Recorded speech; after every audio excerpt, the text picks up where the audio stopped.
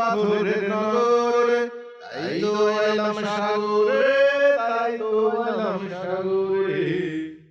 সম্মানিত দর্শক শ্রোতা, টিএম ট্রাভেলারের পক্ষ থেকে আপনাদের সবাইকে জানাই আন্তরিক প্রীতি ও শুভেচ্ছা।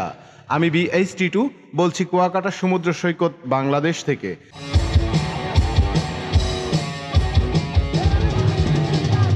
কুয়াকাটা সমুদ্র সৈকতের অবস্থান বাংলাদেশের পটুয়াখালী জেলার কলাপাড়া থানার লতাচাপলি ইউনিয়নে। প্রায় 18 কিলোমিটার দীর্ঘ এই কুয়াকাটা সমুদ্র সৈকত থেকে একই সাথে সকালে সূর্যোদয় আর সন্ধ্যায় সূর্যাস্ত দেখা যায়। এই বৈশিষ্ট্য কুয়াকাটাকে সকল সমুদ্র সৈকত থেকে করেছে অনন্য। পরিচ্ছন্ন বেলাভূমি, অনিন্দ সুন্দর সমুদ্র সৈকত, দিগন্ত জোড়া সুনীল আকাশ এবং ম্যানগ্রোভ বন কুয়াকাটাকে দিয়েছে ভিন্ন মাত্রা। পর্যটকদের কাছে কুয়াকাটা সাগরকন্যা হিসেবে পরিচিত। টিএম ট্রাভেলার 24-এর আজকের এই পর্বে থাকছে কুয়াকাটা কিভাবে যাবেন, কোথায় থাকবেন, কোথায় খাবেন, আশেপাশের দর্শনীয় স্থানগুলো কিভাবে ঘুরে দেখবেন, কম খরচে ভ্রমণের পরিকল্পনা কিভাবে সাজাবেন, এই সব কিছুর বিস্তারিত তথ্য। প্রথমেই আমরা আপনাকে জানাতে চাই কুয়াকাটা যাওয়ার উপায় সম্পর্কে। নদী ও সড়ক পথে ঢাকা থেকে কুয়াকাটা যাওয়া যায়। পদ্মা সেতু চালু হওয়ায় সড়ক পথে ঢাকা থেকে কুয়াকাটা অনেক কম সময়ে এবং সহজে যাওয়া যায়। ঢাকা থেকে কুয়াকাটার দূরত্ব প্রায় 280 কিলোমিটার। বাসে যেতে সময় লাগে প্রায় 6 থেকে 7 ঘন্টা। ঢাকার সায়দাবাদ, আবদুল্লাপুর, আরামবাগ অথবা গাবতলী বাস স্ট্যান্ড থেকে Sakura, Shyamoli, green line, Eurocoach, Hanif, TR travels সহ আরও অনেক পরিবহনের বাস সরাসরি কুয়াকাটা যায়। ঢাকা থেকে কুয়াকাটার নন এসি বাসের ভাড়া 750 টাকা থেকে 900 টাকা এবং এসি বাসের ভাড়া 1100 টাকা থেকে 1600 টাকার মধ্যে।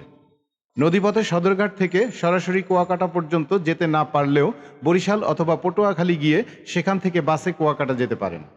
আপনি যদি লঞ্চ ভ্রমণের অভিজ্ঞতা নিতে চান তাহলে একটু কষ্ট করে হলেও ভালো মানের একটি লঞ্চ ভ্রমণ আপনার জন্য আনন্দদায়কই হবে। পদ্মা সেতু চালু হওয়ায় যাত্রী সংকটের কারণে ঢাকার সদরঘাট থেকে আগের মতো ভালো সার্ভিসের লঞ্চ চলাচল করে না। তাই লঞ্চে যেতে চাইলে আগেই খোঁজ নিতে হবে আপনার ভ্রমণের দিনে ভালো মানের কোনো লঞ্চ চলবে কিনা। সদরঘাট থেকে প্রতিদিন সন্ধ্যায় কুয়াকাটা যাবার লঞ্চ ছেড়ে যায় এবং সকাল 7টার দিকে পটুয়াখালী পৌঁছায়। লঞ্চ ভাড়া ডেক 400 থেকে 500 টাকা, সিঙ্গেল কেবিন 1300 টাকা, ডাবল কেবিন 2400 টাকা, VIP কেবিন ভাড়া 7000 টাকা। পটুয়াখালী লঞ্চ ঘাট থেকে অটোতে বাস স্ট্যান্ড গিয়ে লোকাল বাসে যেতে হবে কুয়াকাটা। যেতে সময় লাগবে 2 ঘন্টার মতো। আর বাস ভাড়া 150 টাকা থেকে 160 টাকার মধ্যে। এছাড়াও সদরঘাট থেকে সন্ধ্যার পর বরিশালের উদ্দেশ্যে একাধিক লঞ্চ ছেড়ে ভোরে বরিশাল পৌঁছায়। বরিশাল লঞ্চঘাট থেকে রূপাতলী বাস স্ট্যান্ডে গিয়ে কুয়াকাটা যাবার বাস পাওয়া যায়। বাসে যেতে সময় লাগবে 3 ঘন্টার মতো। বাস ভাড়া 180 টাকা থেকে 250 টাকা। কুয়াকাটার হোটেল ও রিসোর্ট। কক্সবাজারের মতো এত আবাসিক হোটেল রিসোর্ট না থাকলেও কুয়াকাটায় আপনার বাজেট অনুযায়ী হোটেল রিসোর্ট পেয়ে যাবেন। মোটামুটি বাজেটের হোটেলে থাকতে আপনার খরচ হবে 2000 থেকে 3000 টাকার মধ্যে।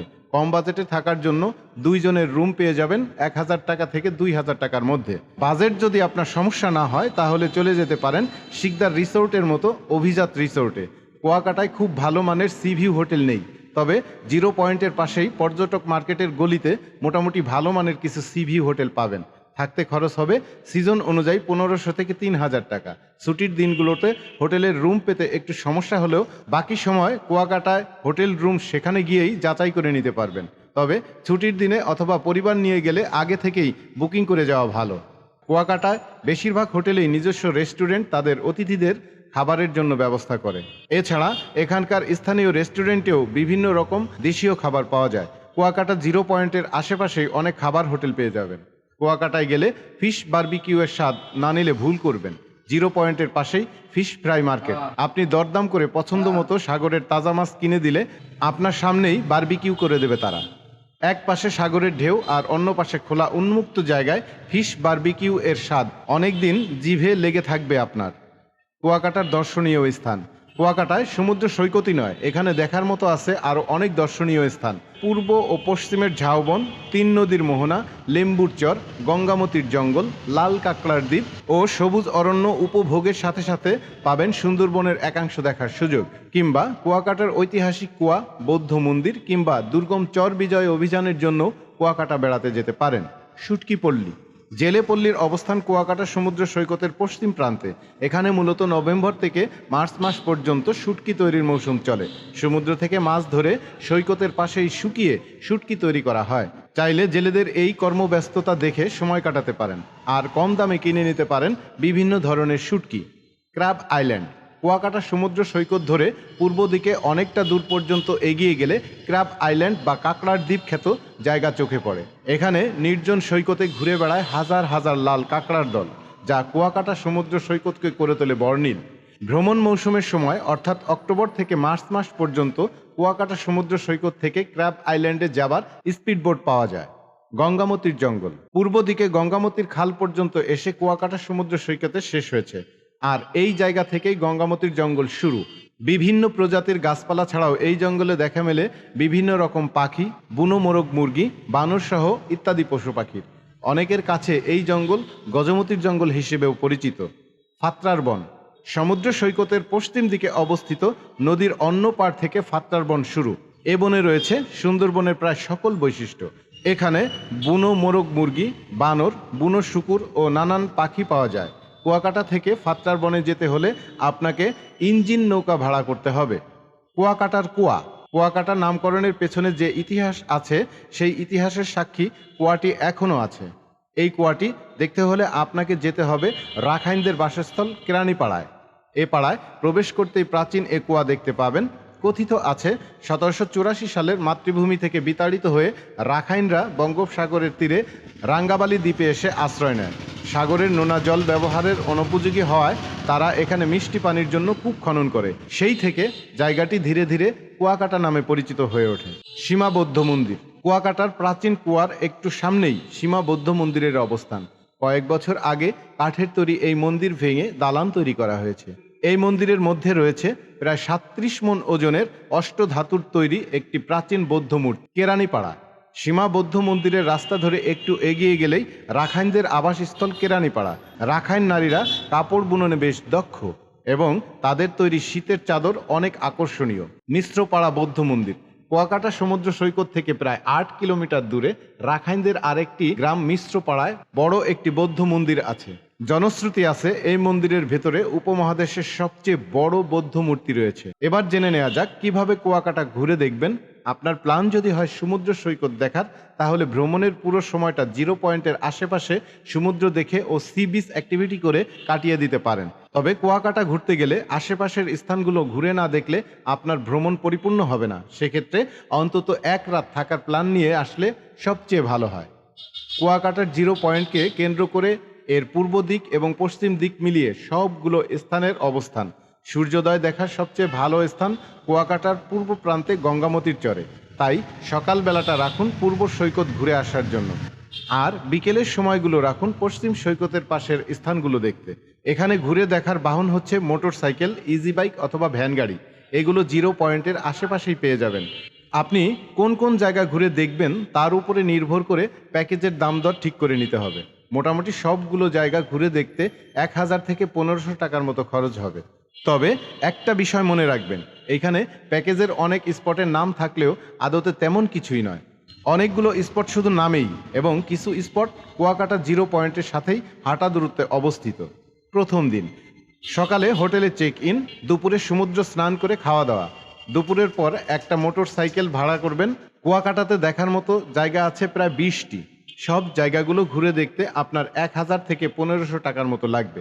12টি জায়গার জন্য 600 থেকে 800 টাকা এবং বাকি 8টি জায়গা দেখার জন্য 400 থেকে 600 টাকা লাগবে।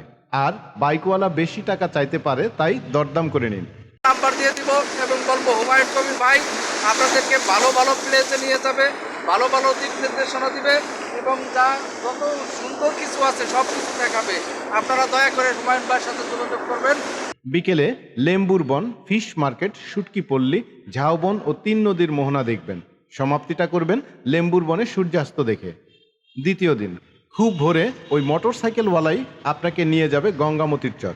সূর্যোদয় লাল কাঁকড়ার চর দেখে ফেরার পথে রাখাইন পল্লী, মার্কেট, কুয়া, বৌদ্ধ মন্দির, 200 বছরের পুরাতন নৌকা দেখে হোটেলে ফিরবেন। দুপুরে খাবার পর ফাত্রার বনে ঘুরে আসতে পারেন। রাতের গাড়িতে ফিরবেন। লঞ্চে ফিরতে চাইলে অবশ্যই বিকাল 5টার আগে পটুয়াখালী লঞ্চ ঘাটে থাকতে হবে। সেই ক্ষেত্রে ওই দিন ফাত্তার বন প্ল্যান থেকে বাদ দিতে হবে। চাইলে বরিশাল হয়েও লঞ্চে ফিরতে পারেন। বরিশাল থেকে ঢাকার শেষ লঞ্চ ছাড়ে রাত 9টায়। কম খরচে কুয়াকাটা ট্যুর প্ল্যান। খরচ কেমন হবে তা নির্ভর করে আপনি কখন যাবেন, কিভাবে যাবেন, কেমন মানের হোটেলে থাকবেন, কি খাবেন ও কিভাবে ঘুরে দেখবেন তার উপরে। কোন জায়গায় ভাই, কি নাম আপনার? আমার নাম মোহাম্মদ চানমিয়া হাওলাদার, বাড়ি কোন জায়গায়? কাউয়ারচর। কাওয়ারচর আপনার বাড়ি? এখানে এখানেই, এখানে না? এখান থেকে কত দূর কাওয়ারচর? এই জায়গায় তো কাউয়ারচর, কাছাকাছি না? ঠিক আছে। এই যে হচ্ছে আমাদের চান ভাই।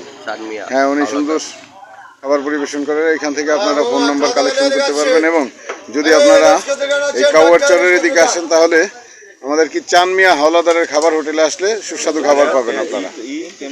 হ্যাঁ ভাই, আপনারা কিভাবে বিক্রি করেন এইগুলি রে? ওটা 100 টাকা খাবার সব। খিচুড়ি মাছ ভর্তা 100, এটা খিচুড়ি মাছ ভর্তা 80, ওইটা খিচুড়ি মাছ ভর্তা 70। যাই হোক, ঠিক আছে। 2 জন, 4 জন, 8 জন এমন গ্রুপ করে বেড়াতে গেলে হোটেলে থাকা ও গাড়ি ভাড়া করার ক্ষেত্রে কিছুটা সুবিধা হবে। ছুটির দিন বা পিক সিজন ছাড়া ভ্রমণে গেলে হোটেল বুকিং, গাড়ি ভাড়া ও খাবার সব কিছুতেই ছাড় পাওয়া যায়। নন এসি বাসে গেলে যাতায়াতের খরচ কমে যাবে। মোটামুটি বাজেটে কুয়াকাটা ভ্রমণ করতে খরচ কেমন হতে পারে তার একটু ধারণা দেবার চেষ্টা করলাম। খরচ এমনই হবে তা কিন্তু নয়, শুধুমাত্র একটা ধারণা পাবেন এখান থেকে। ঢাকা থেকে কুয়াকাটার বাস 700 টাকা নন এসি, 1100 টাকা এসি। মোটামুটি মানের হোটেলে ডাবল বেড ভাড়া 1500 থেকে 2000 টাকা। মোটর সাইকেল ভাড়া 2 জনের জন্য 2 দিন 1000 থেকে 1500 টাকা। সকালের খাবার 2 দিন 2 বেলা জনপ্রতি 100 থেকে 200 টাকা। দুপুরের খাবার 2 দিন 2 বেলা জনপ্রতি 300 থেকে 400 টাকা। রাতের খাবার 2 দিন 2 বেলা জনপ্রতি 300 থেকে 400 টাকা। অন্যান্য খরচ 500 টাকা ধরে নিতে পারেন। ভ্রমণ সতর্কতা: কুয়াকাটা সমুদ্র সৈকতে গিয়ে সমুদ্রে নামার আগে সেই জায়গাটি নিরাপদ কিনা তা অবশ্যই জেনে সমুদ্রে নামবেন। নির্ধারিত জায়গা ছাড়া সমুদ্রে নামবেন না। আসলে এরা হচ্ছে রাখাইন উপজাতি। এরা হলে মায়ানমার থেকে, বার্মা থেকে আসছে 1784 সালে। এখানে এসে তারা এখানে আশ্রয় নেয়। তখন এখানে বন জঙ্গল ছিল, এই জন্য যে ঘরগুলো দেখতেছেন টুম পাতা। তারা যে বাঘ, কুমির, বন্য প্রাণীর সাথে লড়াই করে তারা এই বন জঙ্গলে বসবাস করছে। আর যে তখন তো টিয়াবলের সিস্টেম ছিল না, ওই যে কুয়াটা দেখলেন ওটার মিষ্টি পানি কূপ, এই যে তখন ওরা ওই কুয়া খুঁজে মিষ্টি পানি সংগ্রহ করছে। খাওয়া দাওয়া কিংবা বাইক ভাড়া যে কোনো কিছুতে দরদাম করে ঠিক করে নিন। যে কোনো প্রয়োজনে কুয়াকাটায় ট্যুরিস্ট পুলিশের সাহায্য নিন। ভ্রমণ সংক্রান্ত যে কোনো তথ্য ও আপডেট জানাতে ফলো করুন আমাদের ফেসবুক পেজ এবং জয়েন করুন আমাদের ফেসবুক গ্রুপে। TM ট্রাভেলার 24 সবসময় চেষ্টা করেছে আপনাদের কাছে হালনাগাদ তথ্য উপস্থাপন করতে। যদি কোনো তথ্যগত ভুল কিংবা স্থান সম্পর্কে আপনার কোনো পরামর্শ থাকে, মন্তব্যের ঘরে জানান অথবা আমাদের সাথে যোগাযোগের পাতায় যোগাযোগ করুন। সম্মানিত দর্শক শ্রোতা, আপনাদের সদয় দৃষ্টি আকর্ষণ করছি, যে কোনো পর্যটন স্থান আমাদের সম্পদ, আমাদের দেশের সম্পদ। এইসব স্থানের প্রাকৃতিক কিংবা সৌন্দর্যের জন্য ক্ষতিকর এমন কিছু করা থেকে বিরত থাকুন। অন্যদেরকেও বিরত থাকতে উৎসাহিত করুন। দেশ আমাদের, দেশের সকল কিছুর প্রতি যত্নবান হওয়ার দায়িত্বও আমাদের। হোটেল, রিসোর্ট, যানবাহন ভাড়া ও অন্যান্য খরচ সময়ের সাথে পরিবর্তন হয়। তাই TM ট্রাভেলার 24 কর্তৃক প্রকাশিত তথ্য বর্তমানের সাথে মিল নাও থাকতে পারে। অনুগ্রহ করে আপনি কোথাও ভ্রমণে যাবার আগে বর্তমান ভাড়া ও খরচের তথ্য জেনে পরিকল্পনা করবেন। এছাড়াও আপনাদের সুবিধার জন্য হোটেল, রিসোর্ট, যানবাহন ও নানান রকম যোগাযোগ এর জন্য মোবাইল নম্বর দেওয়া হয়। এসব নম্বরে কোনো প্রকার আর্থিক লেনদেনের আগে যাচাই করার অনুরোধ রইল। কোনো আর্থিক ক্ষতি বা কোনো প্রকার সমস্যা হলে তার জন্য TM ট্রাভেলার 24 কর্তৃপক্ষ কোনো অবস্থাতেই দায়ী থাকবে না। আরেকটি কথা, আপনি যদি TM ট্রাভেলার 24 এর নতুন দর্শক হয়ে থাকেন তাহলে অবশ্যই চ্যানেলটিকে সাবস্ক্রাইব করে দিবেন। আর যদি ইতিমধ্যে সাবস্ক্রাইব করে থাকেন তাহলে অনেক অনেক ধন্যবাদ। আবার দেখা হবে অন্য কোনো ভিডিওতে। সেই পর্যন্ত সুস্থ, সুন্দর ও নিরাপদে থাকার প্রত্যাশা রইল। ভিডিওটি দেখার জন্য আপনাকে অসংখ্য ধন্যবাদ।